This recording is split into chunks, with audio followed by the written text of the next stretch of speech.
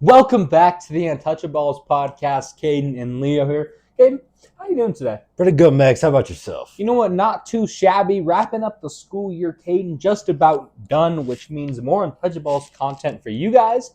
But before we get there, we got a lot of NBA playoffs to talk about. Caden, what are your thoughts on how these playoffs are going so far? Yeah, this first round of the playoffs has been very, I guess, kind of like lackluster in the amount of good games we've actually been able to witness. It's been a lot of one-sided games, one-sided series where it's just been a lot of control for most of the time. But our Denver Nuggets, luckily for us, I don't know if it's luckily for us, but they've been in the best series of this first round of the NBA playoffs.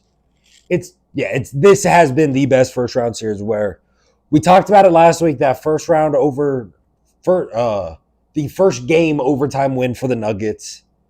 That night after we did record, bad loss in game 2. Oh, it was a horrible loss for the Nuggets, where they should have won that game if they could have made their free throws. If they can make some open shots and just do a little better. Well, Caden, where they really got beat, it was just the effort and the tenacity. And again, it's this inconsistency with the attack and the will and the want of this Nuggets team. We've seen it. When they go and they are aggressive and they are physical, they're not NBA championship winning. I was going to say national champion. They're an NBA championship winning team. They'll host the Larry O if they can play like that, regardless if it's David Adelman or Michael Malone. But they don't do it consistently enough. No, and speaking of the nights when they are not firing on all cylinders, being one of the best teams in the Western Conference, you look at Game 3 of this series, where the series shifts back to LA. You're tied 1-1. This is a big game for the Nuggets. You come out, you lay a dud. You lose this game by 34 points, where it's never really close from start to finish. Never. This game is what we've seen in every other playoff series, where the Clippers took control very early in this game and didn't relinquish. And it was just basically a piss-poor performance by the Nuggets here that resulted in an absolute butt-whooping in Game 3. Yeah, in the words of Coach Adelman himself, the Nuggets got punked. Yep. They got pushed around, they got bullied, they got out-physicaled, and it was a little bit embarrassing. However, the good news to that is they turned around and they started dishing it back finally in Game 4 and evened up this series. Although they let it get close before, we're gonna touch on that. But to come out in the first half response was what you wanted to see out of this Nuggets team. Yeah, this was a big make or break game here for the Nuggets. After throwing that dud in Game 3, were they going to come out in Game 4 and respond, or are they just going to lay on their sword, give up, hooray, hooray, go Clippers rest of the way? So it was a big game here. And now, Nuggets came out, they responded. Pretty decent first half. You're up by 2 going into the break. So nothing crazy. But then in this third quarter, you outscore the Clippers by 18. You are up 20 points going into the fourth quarter. You're looking like you're going to cruise to an easy Game 4 victory, that you're going to be able to rest Jokic, Jamal, Gordon, Brown, Porter for at least half of that fourth quarter, because it's going to be a 20-point game. Because that's when they'll pull their start. Because if you extend it to 30, they're not going to keep Harden all them in. But instead of doing anything remotely close to that, you're chucking up threes early in the shot clock. Michael Porter Jr. Turning over the ball. Russell Westbrook and everyone else. Letting in easy lays in the paint. Getting the Clippers to the free throw line. That what was once a 22-point lead early in the fourth quarter became only a 1-possession lead, and then a back and forth game switch lead every possession basically for the last 2 minutes of the game, because the Nuggets forgot that they are one of the best offenses in basketball when they run their offense, when they don't try to play hero ball. Not even play hero ball, but like try to manipulate the clock. Like they were holding on at the top of the key for way too long. They weren't moving, like trying to run a play. Yeah, there's no movement. You're right. They're just standing there trying to dwindle on the clock, and that's then forcing you to chuck up grenades at the end of the shot clock because you can't get an open look. And it makes you predictable because there's only so much you could do with 5 seconds and the shot clock running down. And Jamal just standing there holding the ball like this. Correct. And you're just at the top. And like we've seen that so many times just this year and specifically in basketball of teams doing that. For whatever reason, I don't know. They're wait out all the time in the shot clock when you need a go-ahead or a game-tying shot, and then you get the most atrocious look. Instead of passing around the rock, leave like 2-3 seconds on so if you break it, you got a chance to get a rebound and potential next shot. Knowing the other team's not going to be able to advance it in time and knowing they don't have timeouts. You just got to play the smart basketball game and know your time and your situation in scenarios like that. For sure. And then, because they don't do any of that, the Clippers are able to come back. Like you said, it's going back and forth. The Clippers Nuggets get a rebound off a Clippers miss. They got about 8.5 seconds. Call a timeout to get this last shot off. Not the best or even close to a well drawn up. That's not even probably what was drawn up. It was thrown into Jokic, and then he tried to do that shot he hit on Anthony Davis a couple years back. The fadeaway for the buzzer beater. Luckily, though, Mex, out of the sky in Denver, Colorado, from way up above in the Rocky Mountains, dropped a wild air. Not only did a wild air drop, Jokic missed it so bad and airballed it that it ended up being a beautiful lob to the great AG as time expired. Weird, though, because they call it good. Nuggets are celebrating. Aaron Gordon's trying to run off the court like, let's get out of here before they review this. Let's get out. And obviously, they're going to review it. By a fingernail. And it's by a fingernail. It's like that thing was off his hand by a fingernail when the buzzer went off for the game. Well, not only that, we get the most pixelated and jumpy skip in Ware's actual hands were coming down in the net as well. Like, it's just so blurred. Like, they couldn't give us a single good angle. I'd hope in those trucks they had one. That luckily, they got it right. And luckily, it was called good on the floor. So with the blurriness, they weren't able to see anything to able to overturn it. Correct. Well, we got Game 5 coming up tomorrow night. So you guys will know the outcome before we do when we were recording this on Monday afternoon. So hopefully by the time you are watching this, the Nuggets are up 3-2 as we go back to LA for Game 6. Who's we? We're not on the team. We are not on the team. Hopefully the Denver Nuggets are up 3-2 as they go back to LA. But it's going to be interesting to see tomorrow night. You guys will know we are still hoping for the good outcome in that game. And not only that, though, if the Clippers do happen to win, that just means you guys are going to get a guest special appearance from the one, the only, Caden Hoffman himself. Yes, if we do go to a Game 7. From the grave, resurrected. If we go to a Game 7, you will see a resurrected Caden Hoffman on this podcast.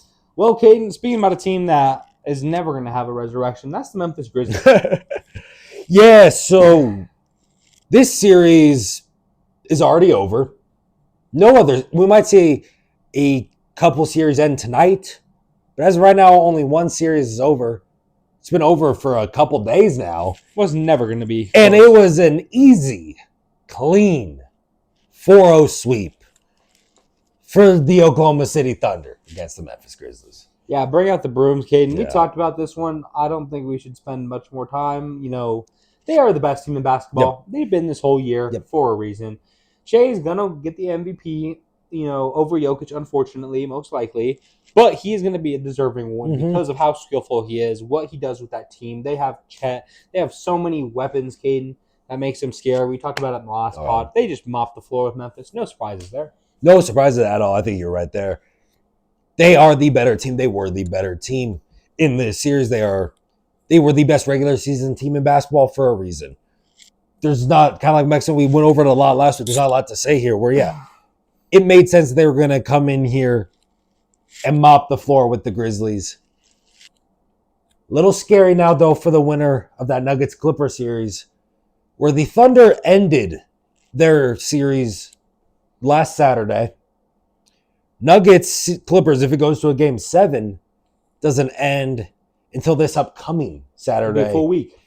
And then we'll probably see the Thunder get 10 days off in between games if it goes to a Game 7, which is kind of crazy to think about. It's going to make it extremely difficult for regardless of whichever team.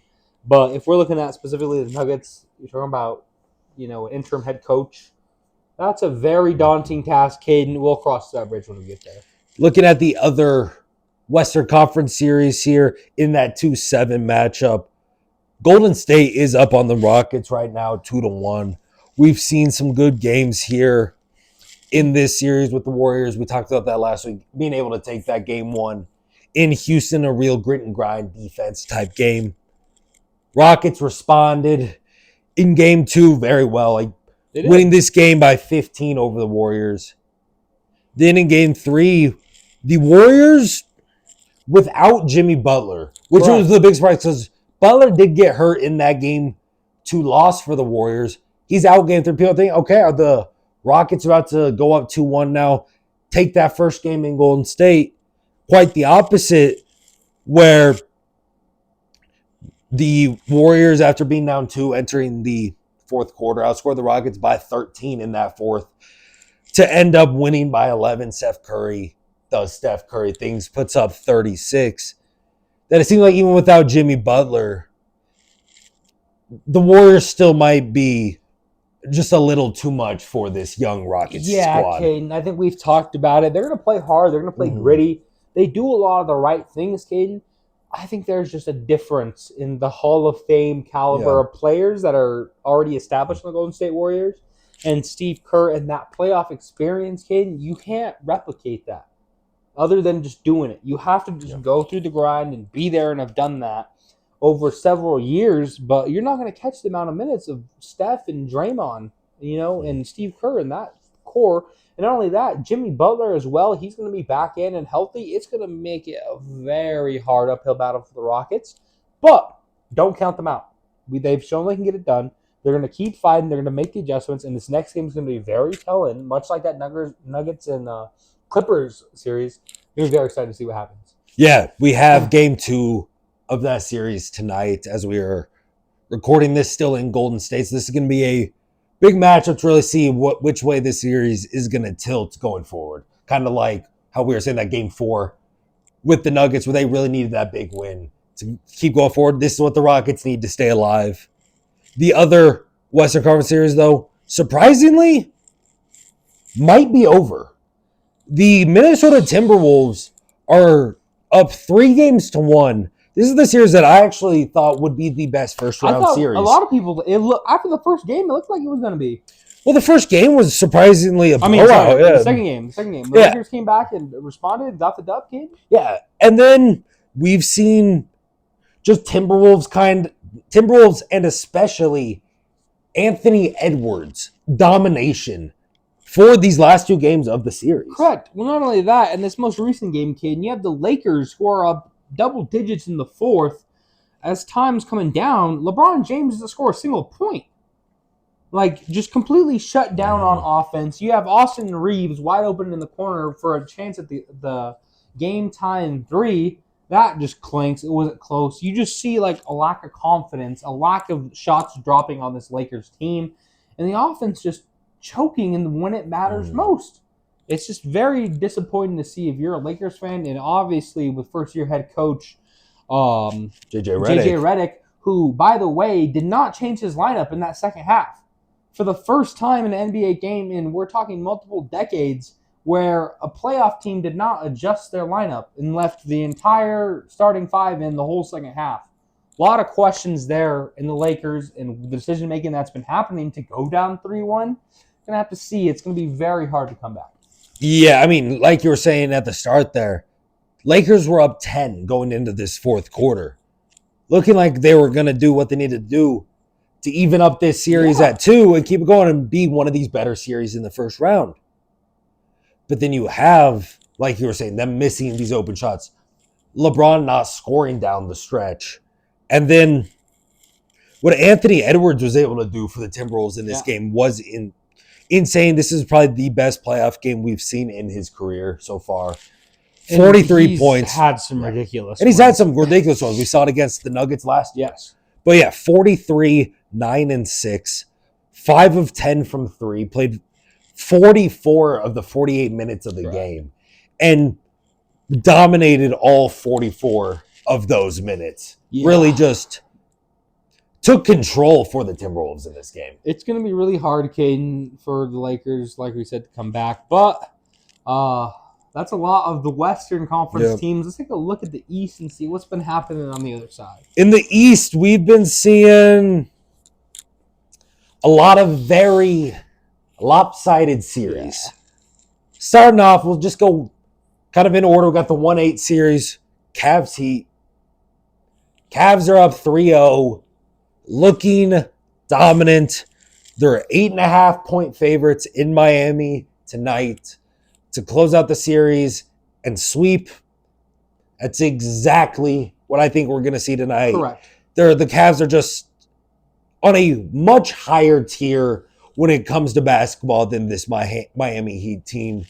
And they're just going to be outmatched. The Heat are done for. I don't see really anything else happening there. Caden, zero surprises there, right? We talked about, again, this East is not very good, deep in depth-wise. We didn't think there was going to be a very close series, considering especially those top teams towards the bottom. When you have Spider Mitchell playing the way he's been, and that Cavaliers offense just punishing, not only that, they're going to turn around and clamp you down on the defensive end and make it hard for you to get buckets. They're going to sweep. They're going to walk away, and I think that's all I have to say for the series. Yeah, I mean, this 5-4 matchup, though, between the Indiana Pacers and the Milwaukee Bucks has been very surprising. Where we said last week that we thought the Bucks were going to be able to figure it out, kind of get back up and take down the Pacers. When in reality, it seems like right now, after what we've seen this year and last year, the Pacers own the Bucks right now. And I think we just have to kind of come to terms with that. That Tyrese Halliburton and company own Giannis Antetokounmpo. Okay, not only that, we have confirmation on atrocious news. One of my favorite players of all time, you know how much I've loved Dame Dalla, has torn his Achilles and is going to miss probably all of next year unless, the team's in a late, unless it's around this time in the year, basically would be the only way he's able to be back. Terrifying, just wish him well in his recovery and everything, Kane. But that changes this series for the fact that now there was zero chance of the Bucks coming back. At first, with Dame, it was probably about a 5%, 10% chance. Without him, you are going down to a 0.1% chance of, come back. The Pacers have, the Bucks number, Caden, like you said. For whatever reason, they've been able to figure it out, and the Bucks have just been struggling in their last playoff games. Even going back to last year's, Caden.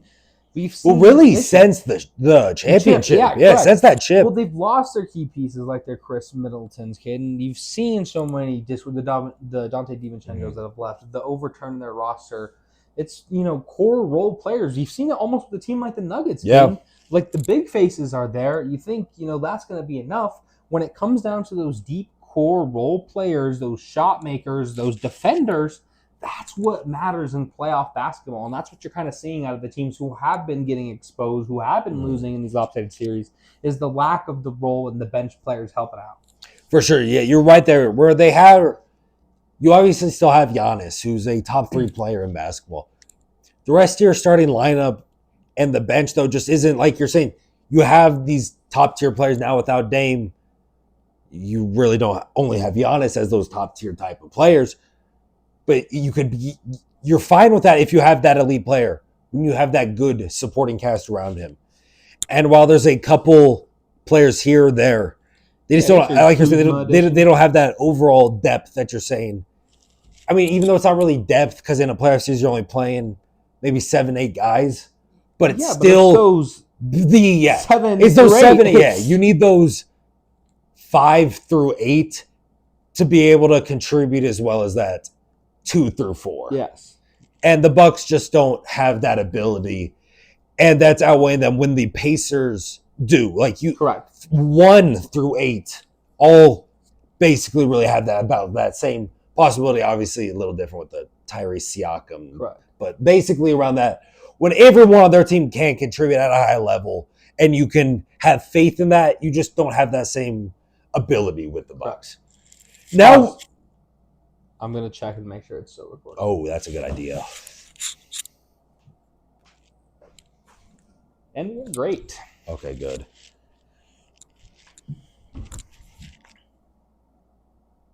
Okay, you ready? Yep. Okay, now I want to get to the 6-3 matchup in the East, which I said last week's NBA pod. While it might be only a 4 or 5 game series, it would be the most fun 4 or 5 game series we've witnessed in a while. And that's what we've gotten so far out of this Pistons-Knicks series. Where, the Knicks might be up 3-1 in the series.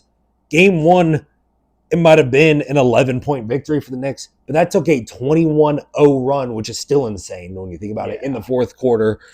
Game 2 was the Pistons' lone win, and that's a 6-point win in New York, so that's a very good game. Hell yeah. Game 3's a 118-116 Knicks victory in Detroit. Game 4, a 94-93 Knicks victory in Detroit. Every game we've been treated to some of the best basketball in this playoffs. Like, it's this series and the Nuggets for the best games we've been able to witness. It's just in this series, the Knicks have just come out on top more often. You're right, Caden. And like you said, Caden Cunningham has really turned it around. Kudos to him. And, kudos to this Detroit team. Like I said, they've been putting on fun playoff games. This has been exciting to watch. This has been a good series, Caden. They, unfortunately, just almost like the Rockets, I think, in the West, going against the Golden State Warriors, they face a team that's just got a little more experience, Caden. They're just a little bit more seasoned, a little better and fine-tuned in these playoff games that they're going to be able to come away with the dubs down the stretch. But very good, very exciting series. Yeah, I'm with you there. I like that comparison to the Rockets, where they might not be on the same level as each other. I do think the Rockets are at least a little more towards a championship team than the Pistons. They're a little closer. They're definitely, but it's still the kind of same where it's a lot of this team's first playoff experience that you're coming in here, you're playing a much more experienced team than you, but in doing so, you're still competing. You're putting up these close games and getting that experience that the Rockets, I think, we'll see make a big step next year. Kind of the same with the Pistons, where we can see them come in, maybe win a first-round series, maybe a second-round series next year if the cards align right with that team. For sure, Caden. And finally, wrapping it up with a team that's a lot of people's favorite for the championship, the Boston Celtics. Yeah, the Celtics kind of controlling 3-1 lead over the Magic. Magic, we said it last week, I think, on this podcast, where you have Franz Wagner and you have Paolo Banchero who can score you the ball, and then no one else. And that is what we've seen all playoff series. Franz and Paolo are putting up at least 50-plus points a night combined out of the two. And then the team as a whole is putting up like 90.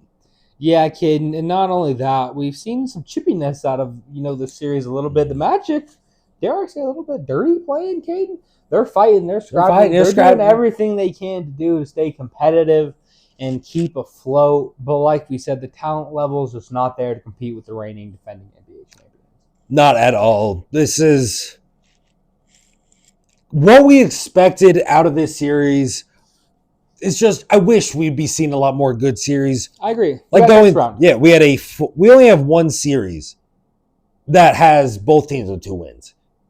The East, 3-0, 3-1, 3-1, 3-1. The West, 4-0, 3-1, 2-1. And then you have the Nuggets Clippers at 2-2. Yeah. It's going to be exciting how this shapes out. We're going to be, dialed in. Expect, hopefully, an episode with Caden Hoffman if that happens. We're going to continue to speak that into existence out in the universe. Caden, what should these people do before they leave? Yeah, make sure you guys like this video. If you did enjoy, leave a comment. What do you think? Do you think some of these teams have a chance of coming back from down 3-1, from down 3-0? Do we see a big comeback in one of these playoffs? Do you think the Nuggets advance? Leave a comment. Do you even want to see Caden Hoffman on the podcast after all these years after he left us? Turn on post notifications so you never miss an upload of the Untouchaballs podcast, and share this with your friends, family, strangers, neighbors, anything like that. Most definitely. We appreciate you as always, and thank you for listening, and we'll see you all next time.